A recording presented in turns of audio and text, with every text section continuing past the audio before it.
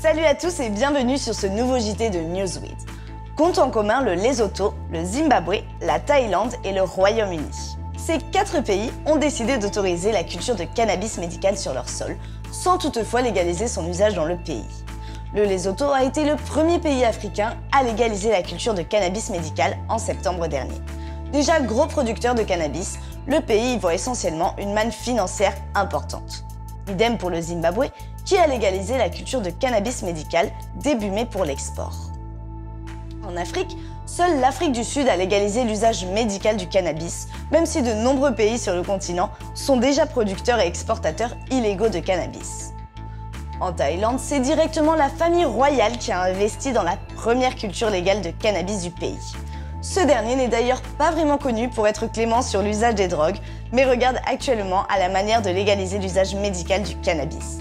Finalement, le Royaume-Uni est aujourd'hui le plus gros producteur européen de cannabis médical à destination de la production du Sativex. Sa ministre de la Santé refuse en revanche de considérer la légalisation du cannabis médical, comme elle l'a redit récemment. Les opportunités économiques liées au cannabis justifient-elles une telle hypocrisie? Apparemment oui. Comment écouler 100 000 tablettes de chocolat en moins de 2 jours? Et si la solution était de mettre une feuille de chanvre dessus? À l'occasion du dernier 420, la journée mondiale des amateurs de cannabis, le chocolatier allemand Alfred Ritter, plus connu pour sa marque de chocolat Ritter Sport, a sorti une édition limitée Choco & Grass sur son site internet et dans ses points de vente. En plus de promouvoir les graines de chanvre comme super aliment, l'intention de Ritter était d'ouvrir une discussion sur le chanvre. La marque avait d'ailleurs reçu de nombreuses demandes de ses clients suggérant d'incorporer des graines de chanvre dans ses produits. Il n'aura ainsi fallu que 44 heures et 22 minutes à Ritter pour vendre ses 100 000 tablettes. De quoi donner des idées à certains pour l'an prochain.